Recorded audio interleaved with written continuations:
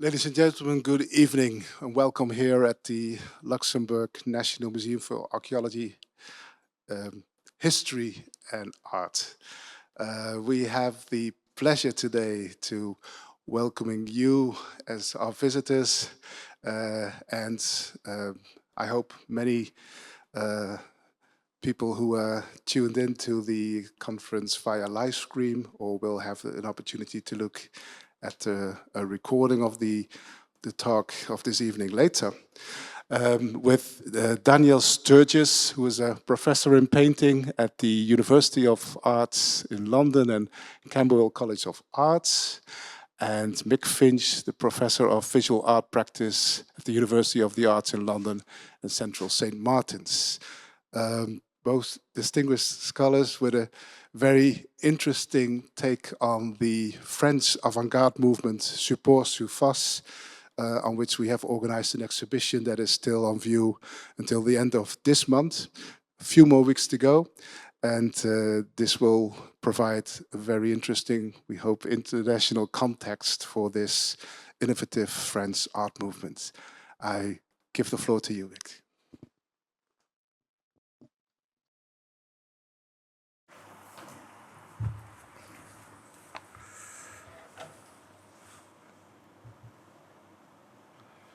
Thank you very much, Ruud.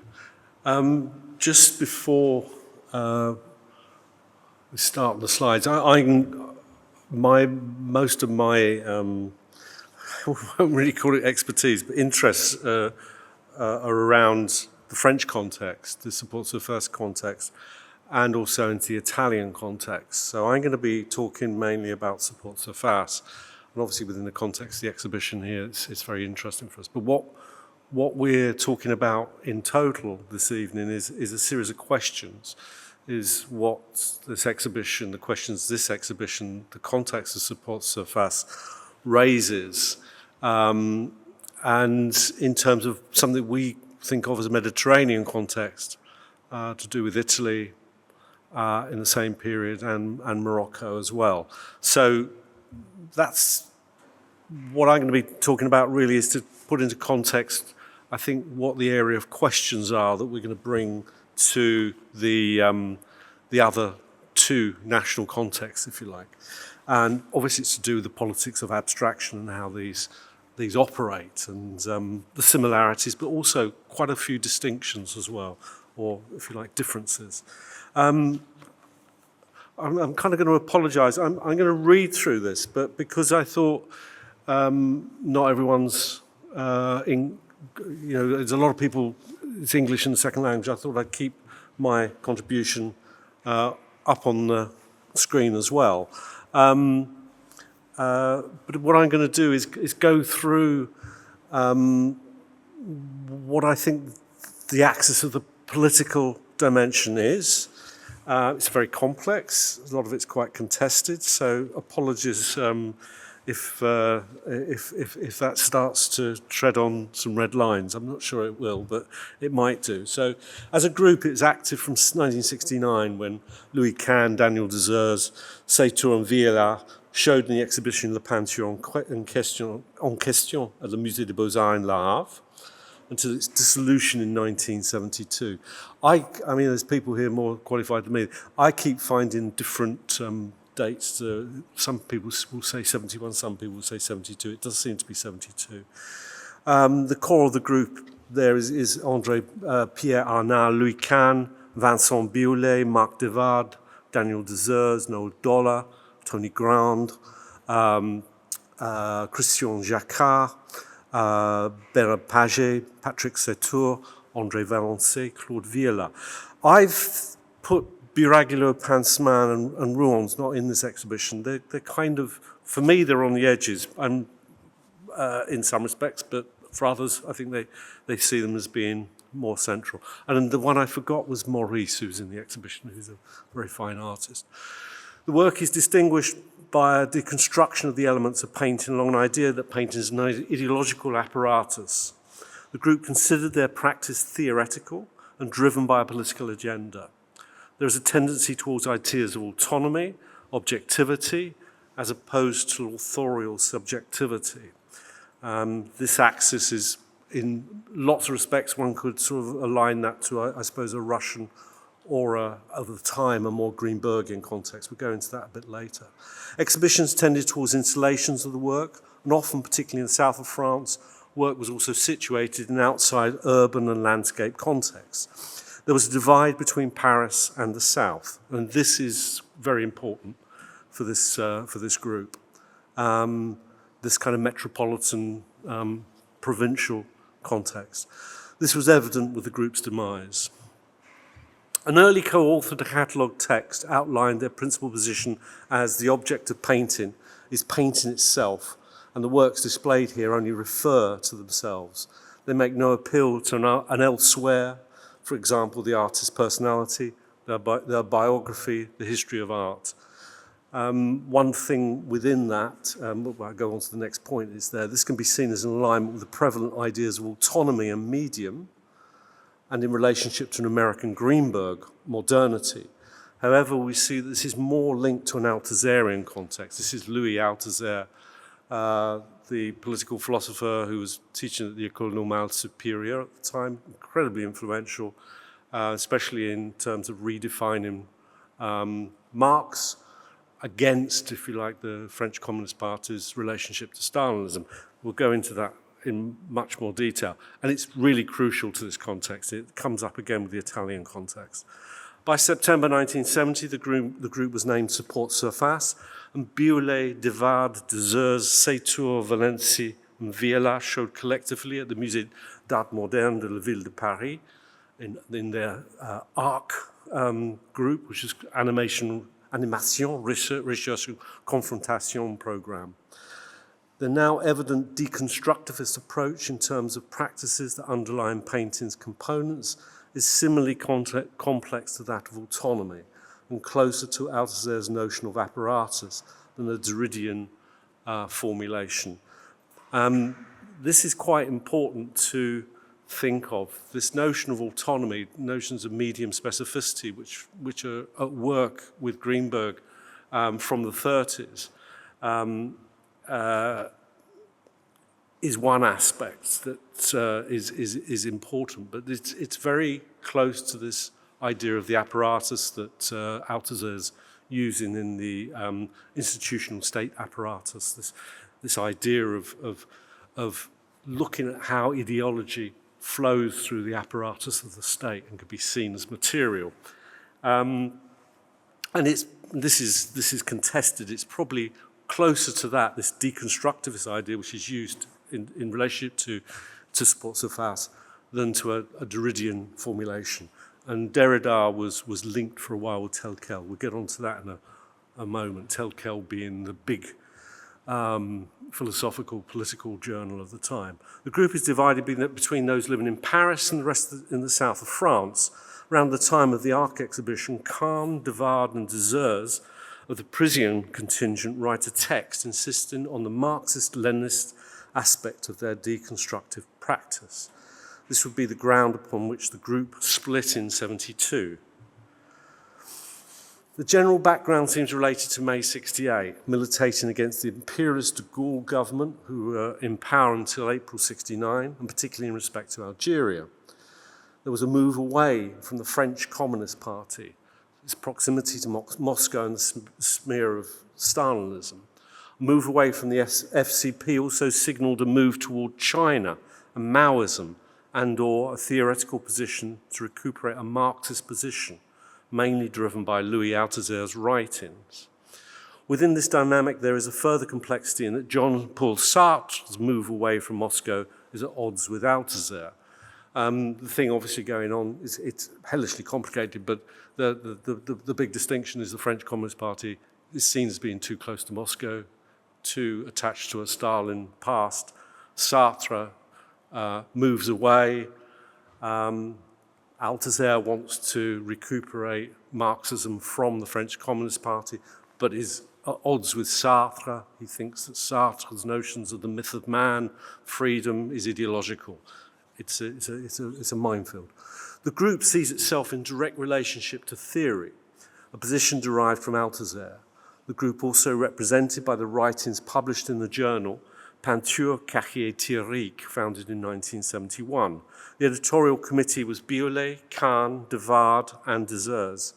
The question of how the theoretical aspect is a consensus across the group is unclear and probably not the case. It's possible to assume that a relation to Marxist dialectics and Althusserian relation to theory, painting as object of knowledge, ideology and anti-humanism, and the formulation of structure and apparatus are central to the group's practice. The red cover and the use of Chinese ideograms was a reference to the Maoist Red Book. The group's links to Maoism seem also to owe much to the relationship with Althusser, and not simply in terms of a distancing from the left from Moscow and de facto from the French Communist Party. The rural context of exhibiting in the South can also be aligned to a Maoist focus on provincial and rural populations as a subject of revolutionary consciousness. The question that Sami Siegelbaum raises is important, who's written extensively, well, he's written one extraordinary essay about the politics of support surface. Why have reformulated Marxism, one focusing on questions of ideology with extreme theoretical rigor, appeal to abstract painters in France in the aftermath of the events of May to June 1968?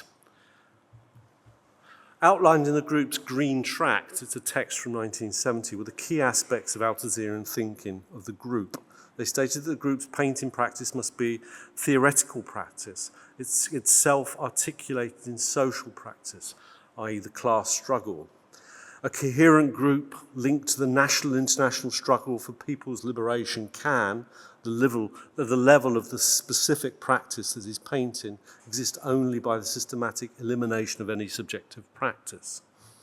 The emphasis on objectivity at that point is the key aspect. That painting is an object of knowledge, a theoretical practice distinct from painting's material and technical aspect as real object. The object of its theoretical practice is to understand its ideological status. Other key aspects of the Althusser for the group were that the Althusser anti-humanism was important to the group in terms of rejecting subjectivities in relationship to their work. This hinges on Louis Althusser's work can be summed up in this sense that how can one think of ideology as material, if you like? What is it as a materiality?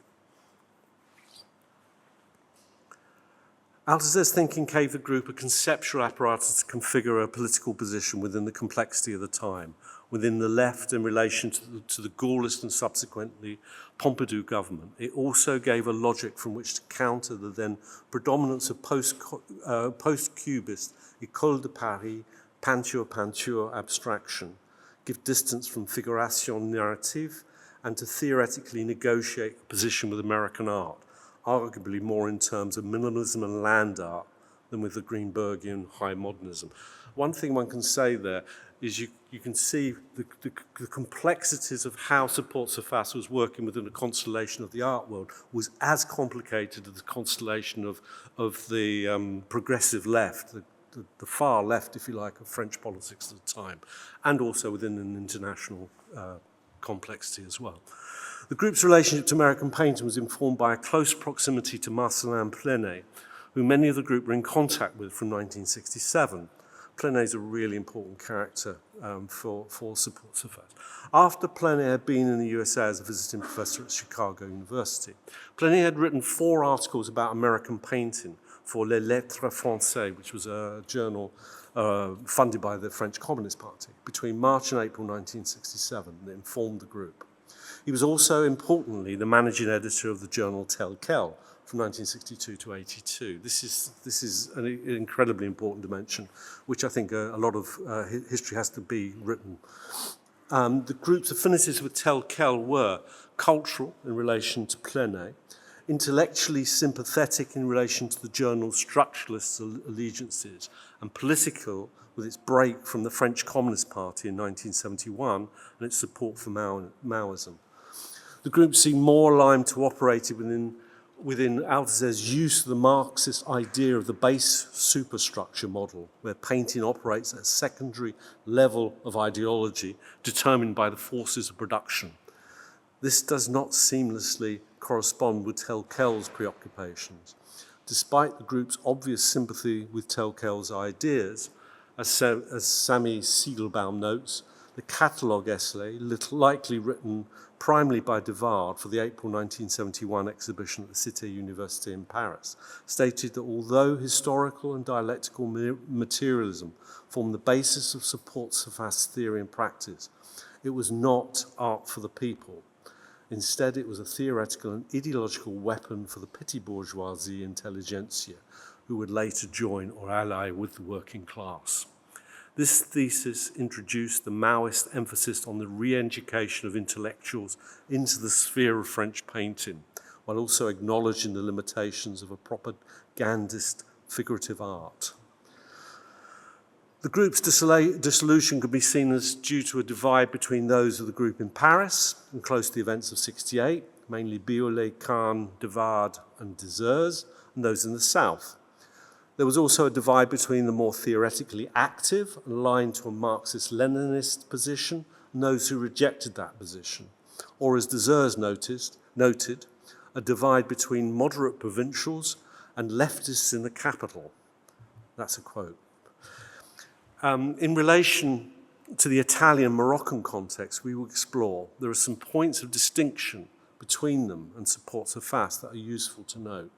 The group's evident sympathies towards Algerian independence are not an explicit point of militation for the group through the work, although it was a major part, in my experience, it's the conversation with the people I've met from support-surface, one always has. The theoretical position outlined previously was instead one of breaking down the reproduction of ideologies through the laying bare of the operation of the ideological apparatus. So it was a theoretical aspect. Similarly, there is not an explicit relationship to feminism, which is an aspect of Telkel.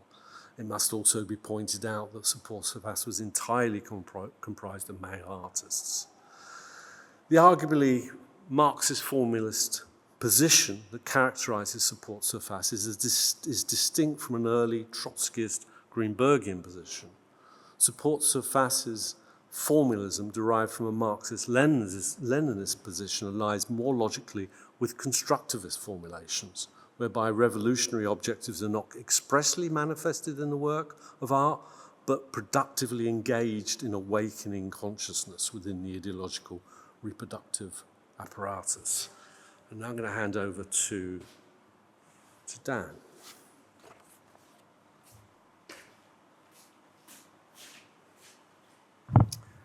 Thanks, Mick.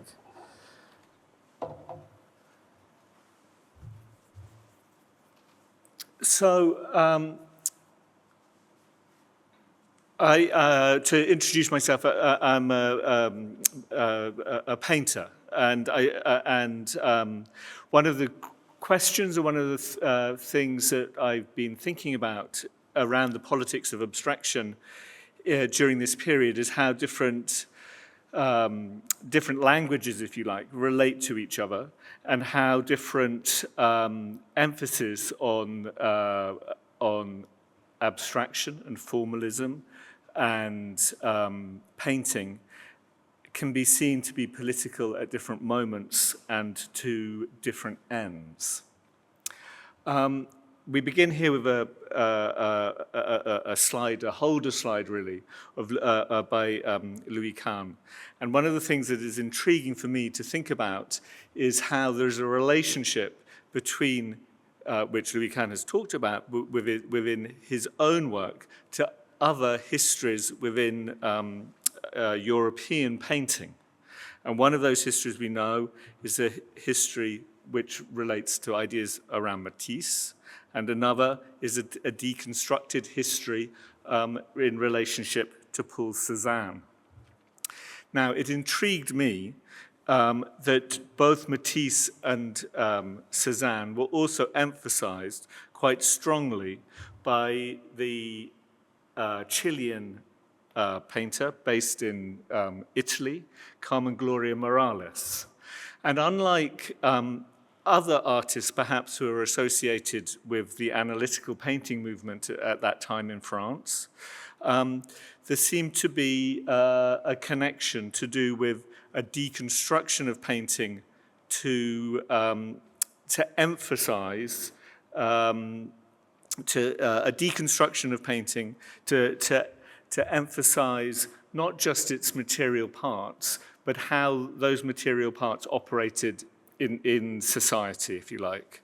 And therefore, an element of a politics which is perhaps less evident in some of those other analytical painters. Now, Carmen Gloria Morales, although she was close to David and did talk several times to Noel Dollar, never felt very close to the group. But I think one may be able to think that there are certain connections to it. Louis Kane, in fact, asked Carmen Gloria to contribute a statement to the Cahiers Théoretiques, and wanted a new piece of writing from her, but she turned down that opportunity because she had just given some writing to an Italian magazine called Data. So she didn't accept the invitation. And although later it's true that that she did exhibit with Desires in Italy, at this period, particularly in the late 60s, early 70s, there was not that strong connection. But if one turns to her work, I think it's interesting, particularly with the diptychs, how you can see this sort of deconstructed tendency happening, but deconstructive tendency happening. And I've just recently curated an exhibition of her work, and I just wanted to show some of the readings, if you like, that I see within it, which then within your minds, you may be able to see that there are relationships or not relationships to the work from Support Surface.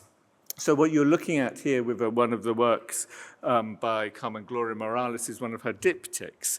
It's a diptych, and now I've got to put my glasses on, you'll probably be able to see it from 1982. So it's a later work from 1982. And in it, you've got these very bold, blocky brushstrokes on one side of the diptych and a completely plain, empty canvas on the other. So you move from activity, a painted type of activity on one side to an emptiness on the other. And she has talked about her use of the brushstrokes from this period as being similar to the faceted brushstrokes that Cézanne had used, but also similar to the, but also having a similar sort of correspondence, if you like, to the way that one might clean a window or might wash down a window. So that the use of the actual method of painting has a reference both to a history of art, a history of European art, a history of European art which perhaps is based in the south of Europe, and also to a non-painting activity, if you like, of the washing of the window. And then also you have the emptiness of the other side of the canvas, the empty, untouched side, which is shows possibility. In one way, it shows time. Perhaps it shows the continuation of something, so it moves from one to the other. This is another work. This is earlier from 1971, where you have on the very dark canvas there.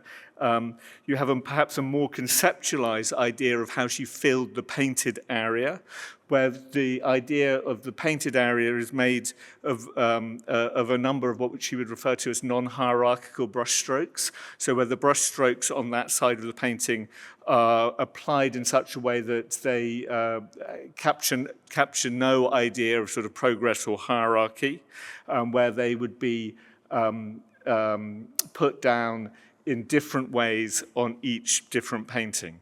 This was done with this one would be done with graphite, and each iteration, if you like, of the diptych would be used in the 70s, would be using a different way of making to capture the marks in it. So the marks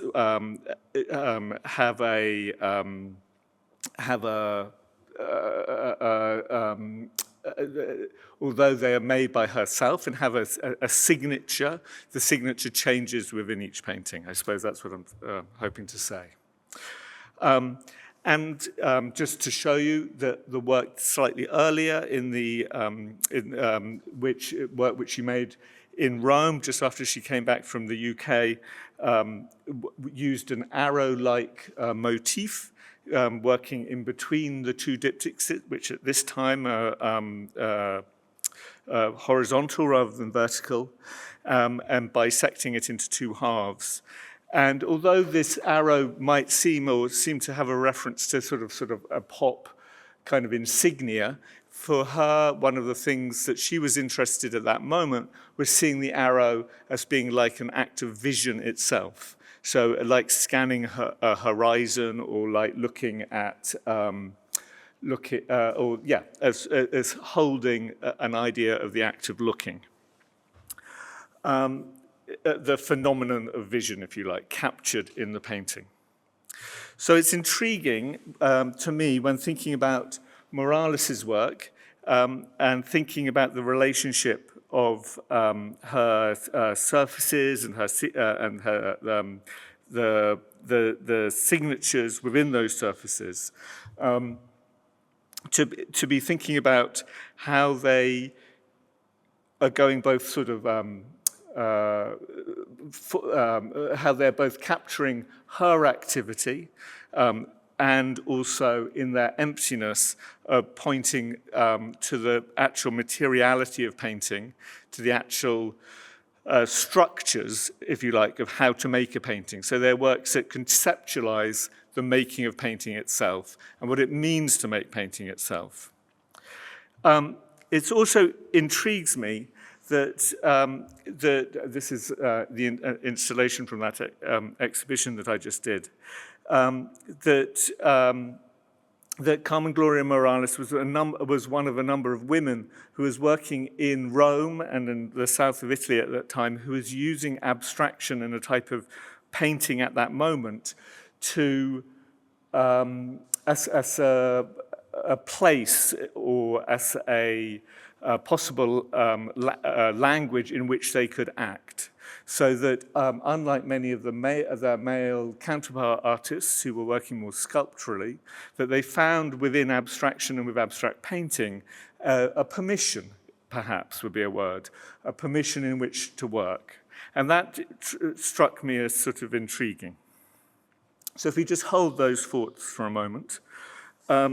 This is obviously a work by Daniel Desires with the stretcher bar, and then on top of the stretcher is a very thin plastic, you can't really see it, but there's a very thin transparent plastic which is on top, which you sort of see through, but you obviously see it. It's obviously framing itself, but is also sort of empty. There is a text that Desires wrote, which is called Sur Pollock et Duchamp, and he talks about the relationship of both Pollock and Duchamp together. So when we were initially, when I was talking earlier with the previous slides, I was mentioned about that relationship of painting's history to Matisse and to Cézanne. Now we're thinking about a relationship with Duchamp and with Pollock, and about the ready-made and the gesture of the painting. The stretcher as a ready-made, the Carmen Gloria's empty canvas as a ready-made. There seems to be interesting connections here. This is from Desires' workshop notes, which you probably know, or some of you might well know. What is to show is not the ghastly theatre of painting, diffused, rejected on the silent beach, but an ambition to want to return to the constituents and repressed of the last centuries of art history, embrace vast pasts of civilization, and discover the unconscious sediments of our own subjective history. So there seems within these notes from this period a real desire to look historically, as well as historically into both deep history and to paintings history. Now, within an Italian context, it's intriguing to see that Carla Accardi, an artist who was close with Carmen Gloria Morales, was also using this plastic at exactly the same period, at exactly the same time. Here, emblazoned with brushstrokes, which, so with her plastica, psychofoil, as she called it, she was painting on a plastic. The nothingness of plastic is how the art critic and writer Maria Volpi talked about it. So her calligraphic marks reflect obviously her hand and reflect a type of making, but also there is a reflection in a way of a sort of Islamic form, reflecting perhaps Carla Accardi's own history of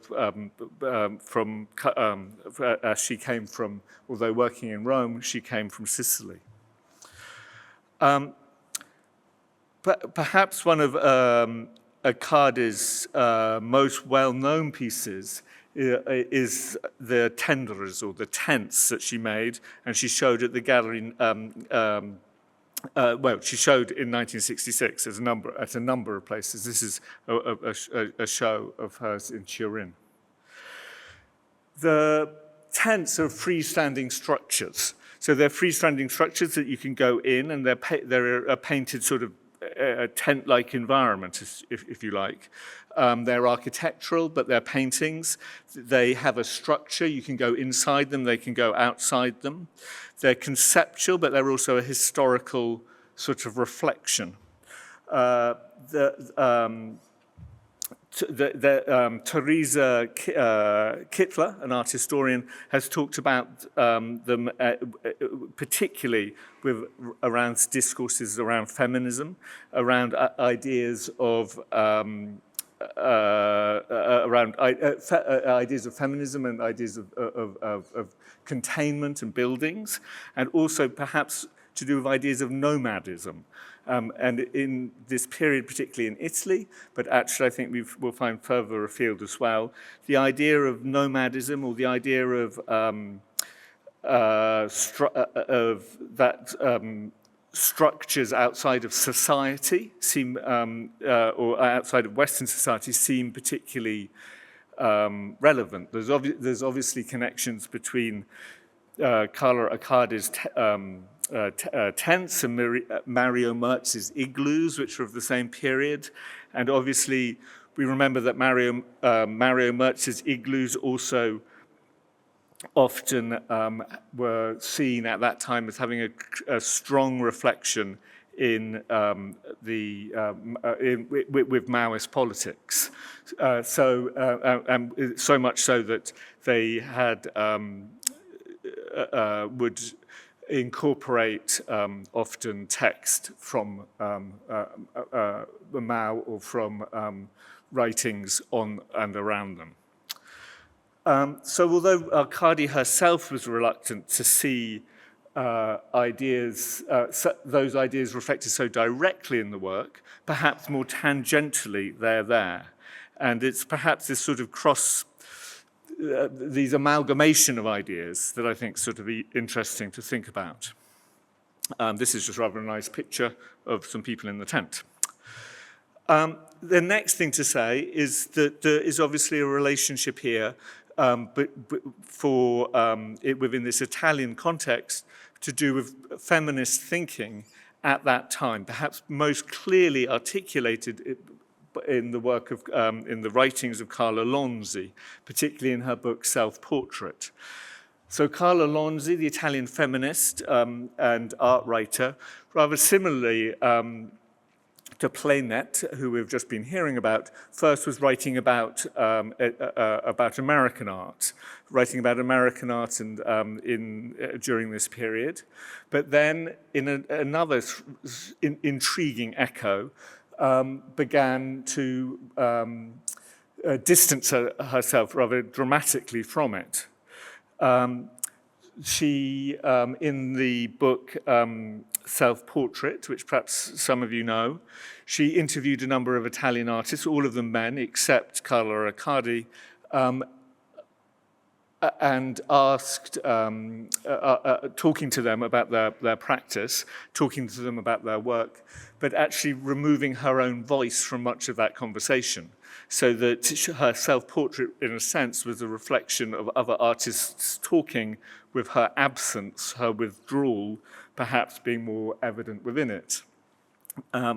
So the silencing of her own voice is part of that self-portrait, and in a way that again related to her, what would you say, her eventual belief that art itself was a patriarchal structure, and that she wanted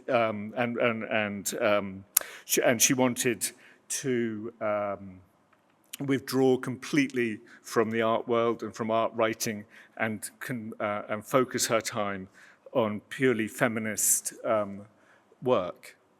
And that withdrawal from art, that withdrawal from wanting to use art as a tool, seems to echo quite closely, perhaps, to Lee Lozano, the American artist at that same period, who in her Dropout piece from 1970, again, dropped out and completely stopped making art as a political act and as an artistic act.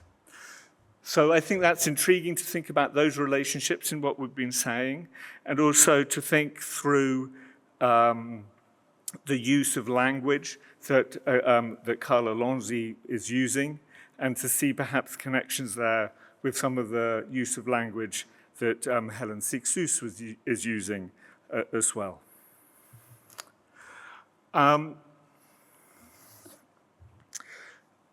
Carla Riccardi and Carla Lonzi, both here in this image, which is from 1970, were instrumental in forming the Roman feminist group Rivolta Femminile.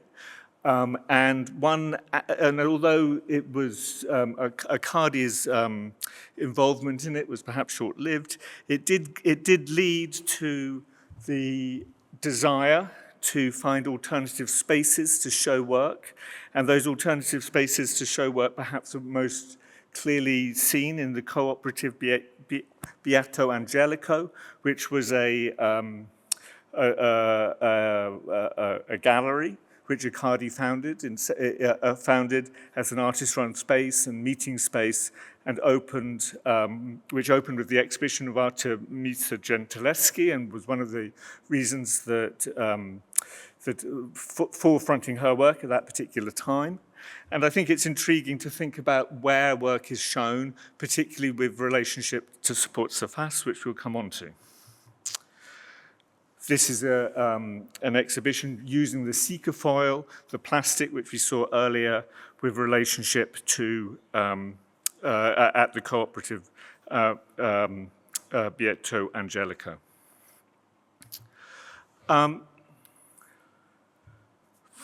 So the relationship of support surface to ideas of feminism is obviously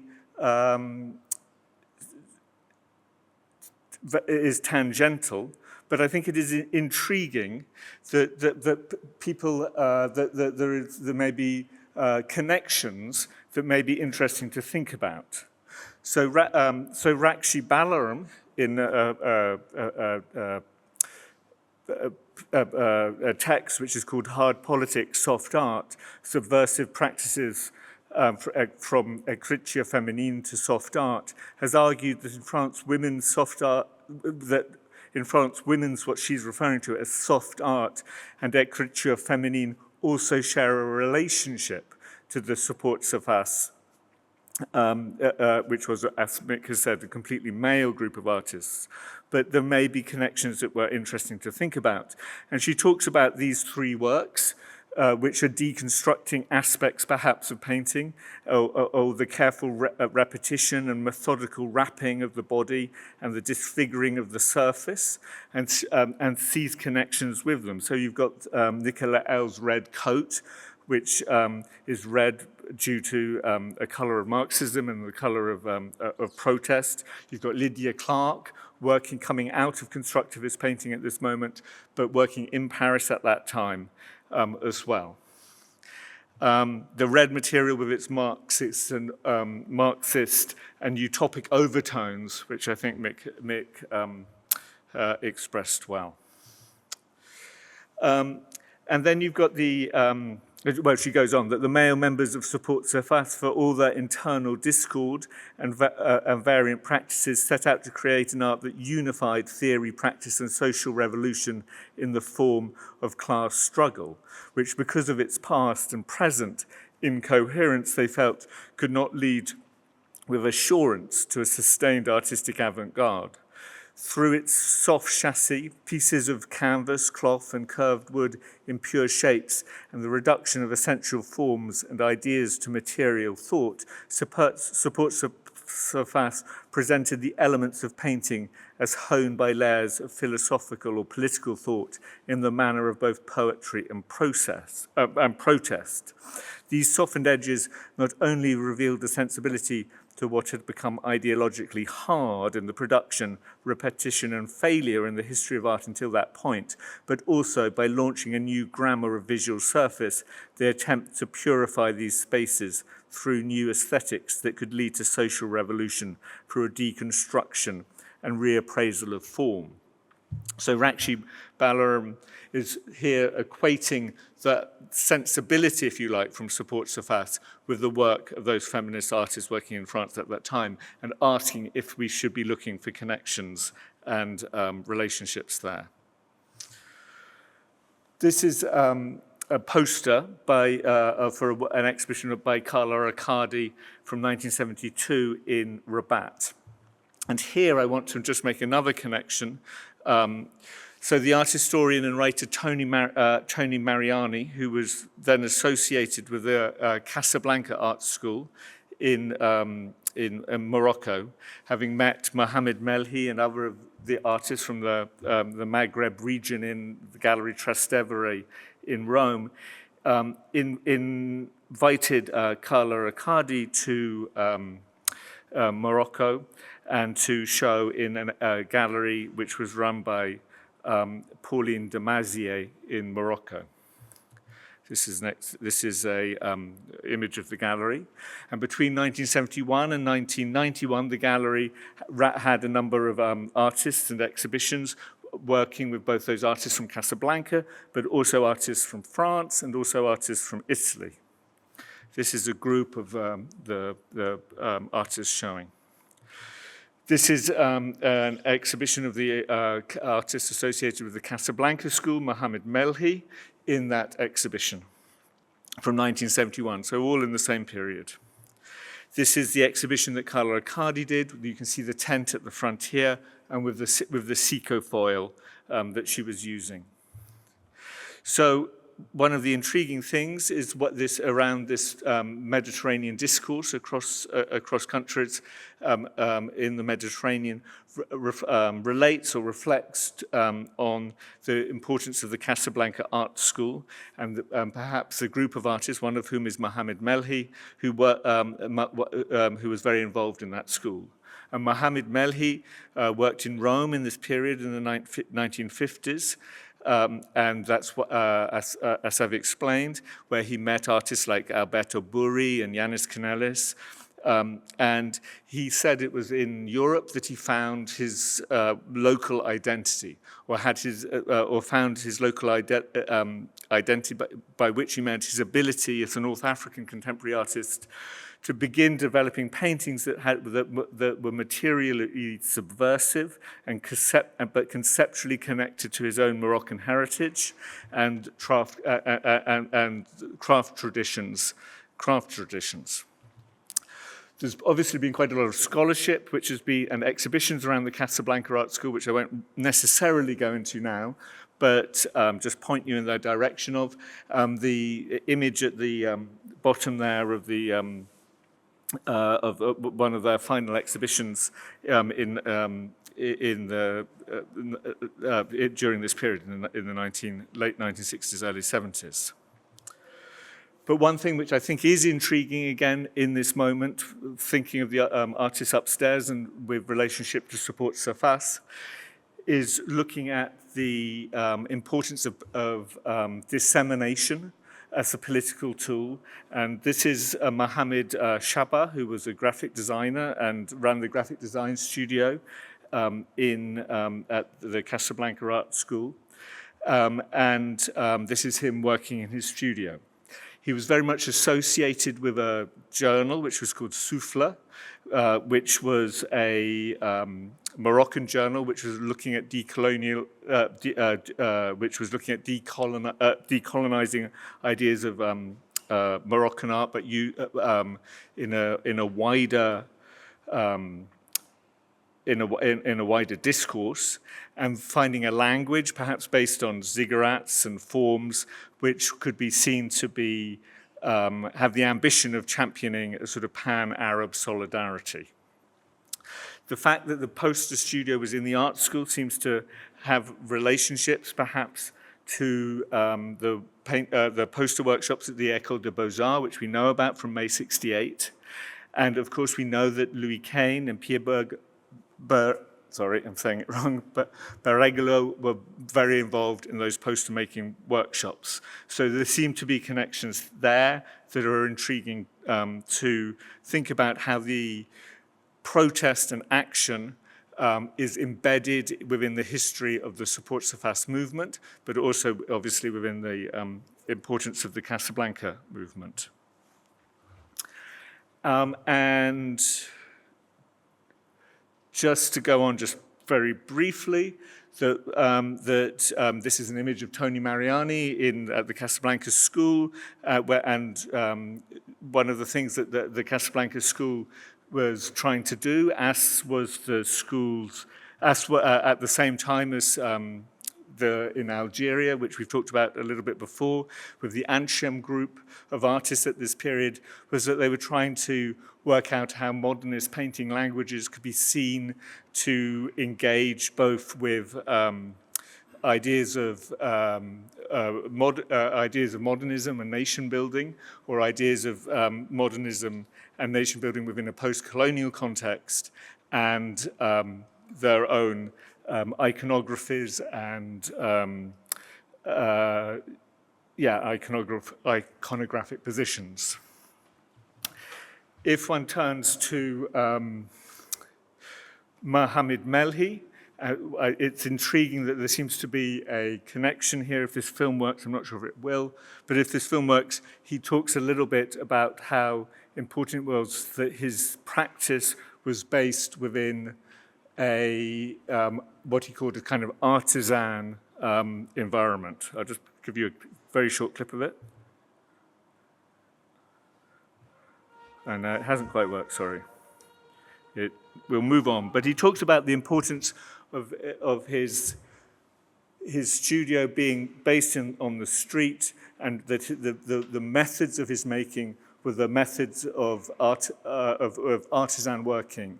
And his studio was, in a sense, very much in the same place as car spray booths and such like, so that it was rooted within society.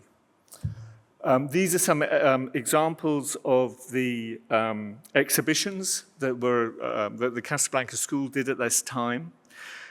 Present Plastique from 1969, was an important exhibition. And one of the things that was happening was that these works were being shown principally outside. And one of the reasons that they were being shown principally outside was because there were no other places to show them, but also it was against the sort of colonial position of the École des Beaux-Arts and the colonial positions of where work could be shown. And there seems to be, so that the way that the showing of work and the environments of the showing of the work seem to echo again in an intriguing way the desire, particularly for support surface, to be placing their work in particular places which were outside of official contexts.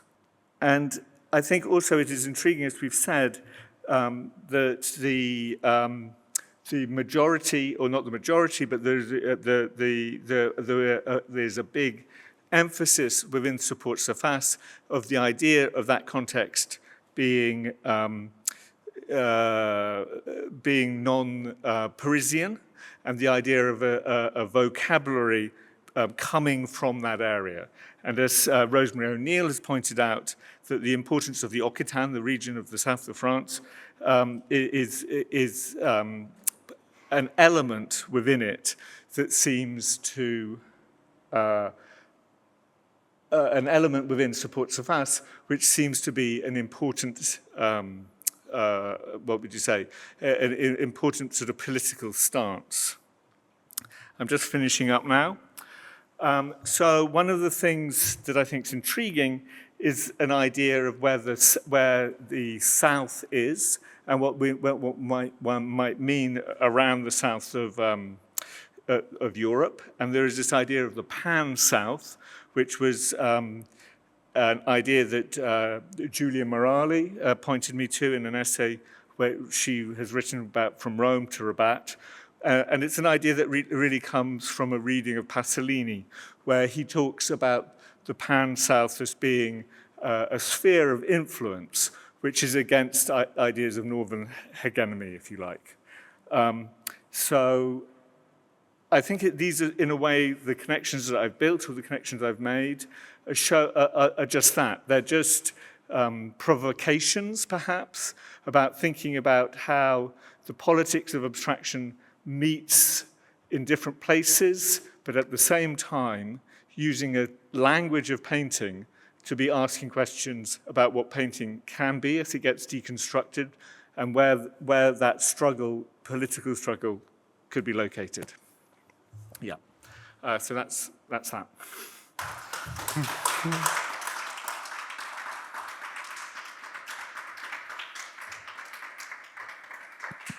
So, thank you, Daniel. Thank you, Mick, for this very interesting, for your very interesting lectures.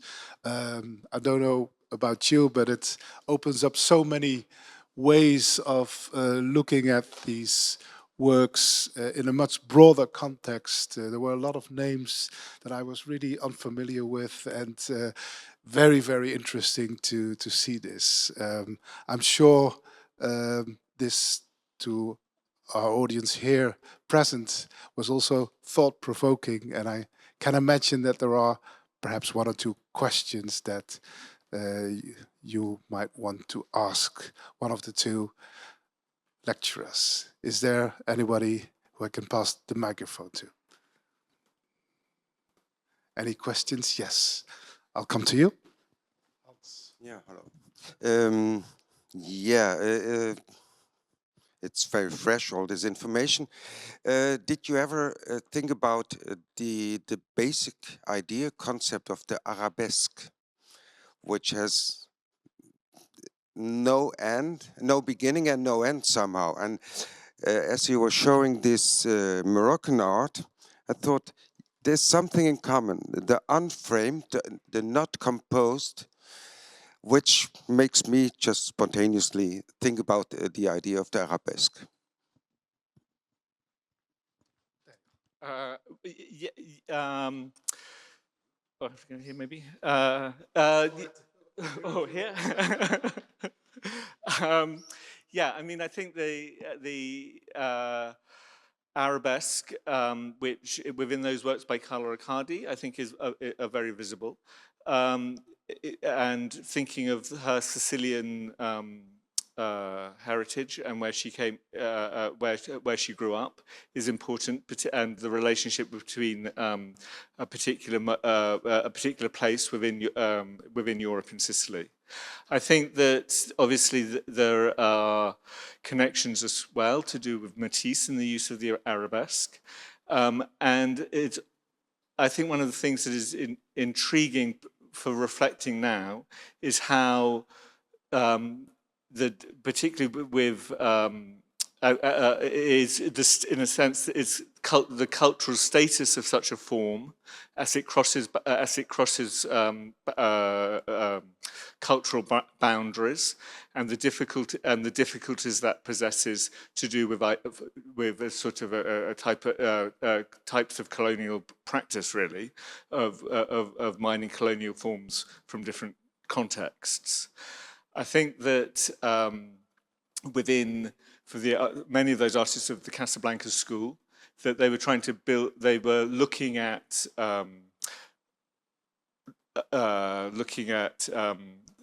Berber culture, looking at the ceilings of mosques, painted ceilings of mosques in Morocco, looking at rugs, and finding forms within those that they could use to stress a sort of modernist progress, which was around ideas of nation building, but also which was around which was also sort of had an element of criticism to more North European ideas within abstraction. So I think, yeah, that's interesting. Thank you. Thank you. Other questions, Michi? Yes, thank you very much to both of you for this conference. It has always struck me that Support the Force seems to be a very Franco-French group. So of course there are these formal parallelisms that you have shown, and there are some personal contacts to individual artists. But did you ever find any trace of internal discussions within Support the Force of these movements? For feminism, for example, we had the chance to meet some of the artists, and I really did not have the impression that they were marked by feminism. I may be wrong, but did you find anything in their internal discussions relating to, I mean, ideological discussions, not personal contacts? I know artist XY and I like her work. Did it have any place within the group? And then maybe another thing that I missed in the presentation. Of course, there's this separation between the provincial guys and the Parisian guys, but there is another division, which is at least, I think, as strong. Those that have been at Beaux-Arts and those that have not. So it's a very, internally, a very fragmentized group. And I would be interested to learn more about it. Well, that was one of the reasons we were interested in this. Was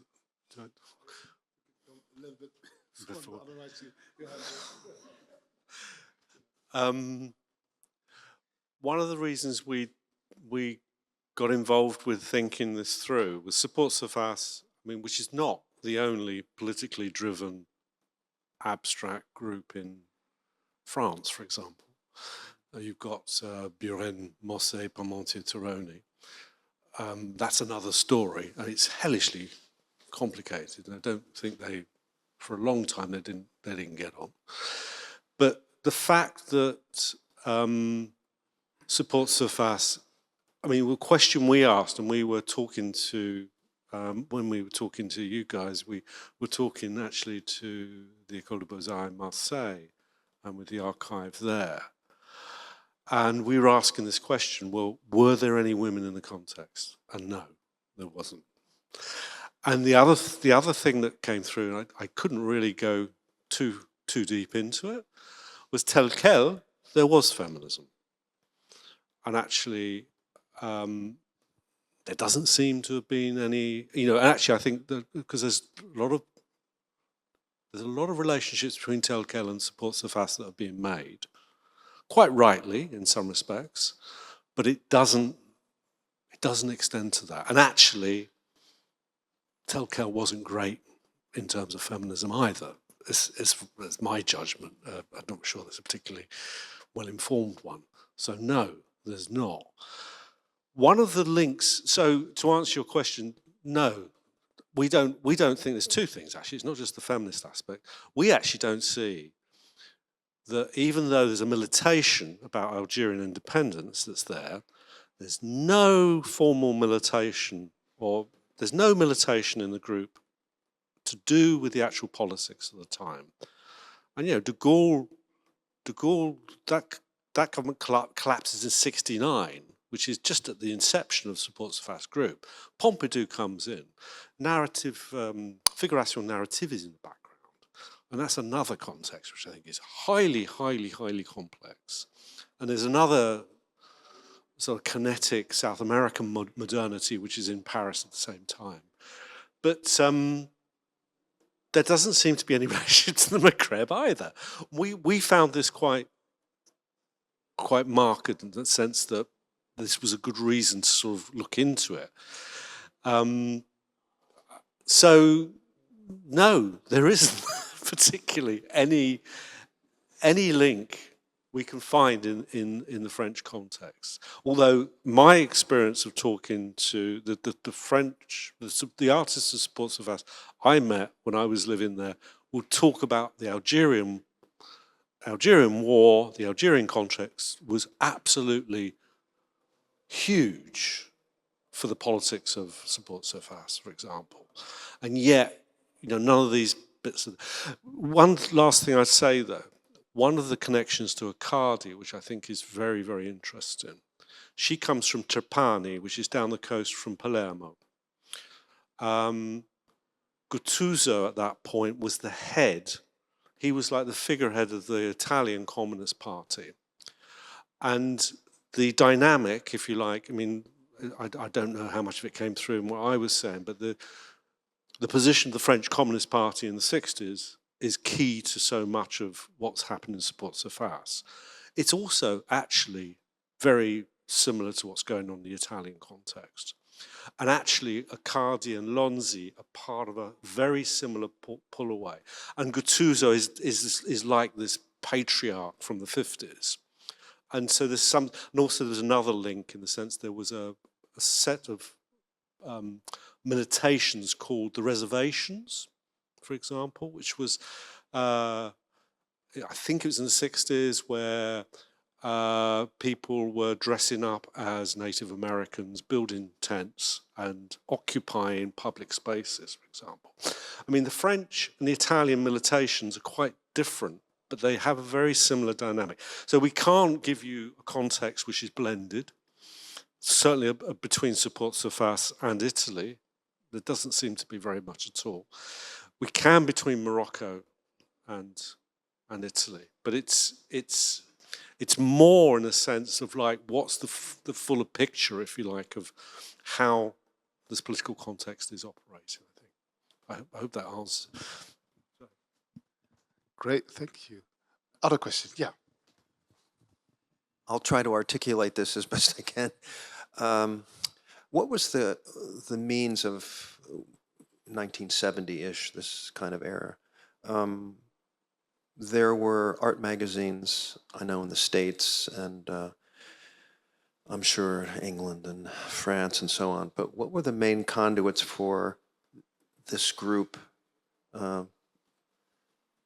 being circulated around and among? Because I think Lucy Lepard wrote a book in the early 70s, The Dematerialization of the Art Object.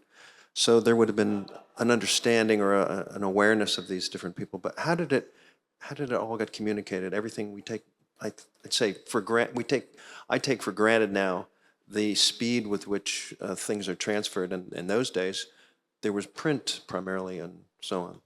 So. I'm coming. Yeah.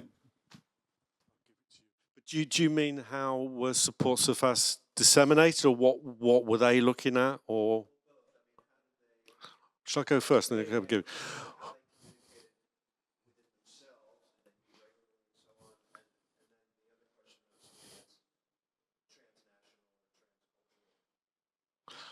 I don't know exactly that. Well, I gave a paper in a conference at the Courtauld some years ago where all of them were there.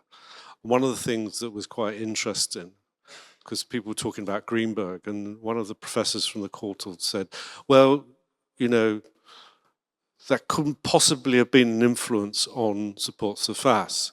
I think it was Arnal got up, he said, well, no, we couldn't read it, but Desires speaks English, his wife's Canadian. He'd been out in the States, he'd been out in Toronto or whatever. You know, there was a dissemination. The other interesting thing was, this is something which occurred to me, was that they were reading Art Forum, or they were very aware of Art Forum. So, for example, yes, there was Greenberg. I mean, talking about the American context, but actually, the person who kept coming up was Michael Fried. Art and objecthood was an interesting aspect to them. There was a show in Ohio in 2001 called As Painting, which was one of the first shows to really show support surface in the States extensively. And they did that not using abstract expressionism as the, if you like, the American anchor. It was minimalism. And actually that seems to be what the other interest was in the group. And so Fried was more interesting, and Art and Objecthood was a critique of minimalism. And there was this belief that minimalism was kind of the literal topping out and realization of the Greenbergian project. God, that sounds dreadful, doesn't it? But within France, of course, art press was very, very important. Catherine Millet, I think there was quite a bit of dissemination going on. But for I lived in France from 91 till the 2000s. In 1990s, nobody was really looking at it. I mean, I used to go to the Fournier Gallery, and he would just give you catalogues because he was just desperate for people to look at the stuff. Nobody was really that interested, and it came. The dissemination that came in later was Art in America. It was Raphael Rubenstein was writing about it, for example. And there was then, you know, of course, people like Bernard Cesson, you know, as well. I'm not sure that answers your question.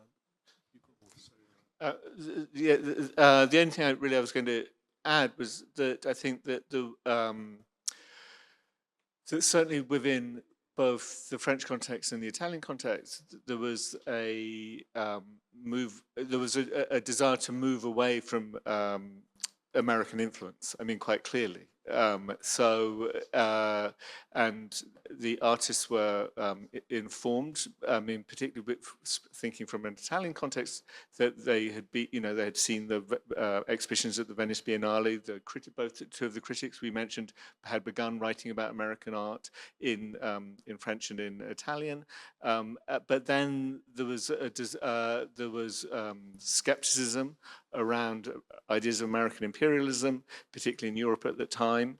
And that had a strong motivating factor in how those languages of abstraction developed. So I think that, yeah, and as for the question around how communication happened, yeah, through journals and magazines, but also through sort of micro histories of people, of artists being in dialogue with each other. Yeah. Thank you. Other questions? I think moving away from American influence, l'histoire se répète. Yeah. No, thank you once again for taking the time to answer these questions, for the very inspirational lecture, and of course for your presence here this evening. We hope to organize many more lectures over the next few weeks. You can find them all announced on our website and announced via the social media. Thank you again for your attention. Hope to see you back soon. Bye-bye.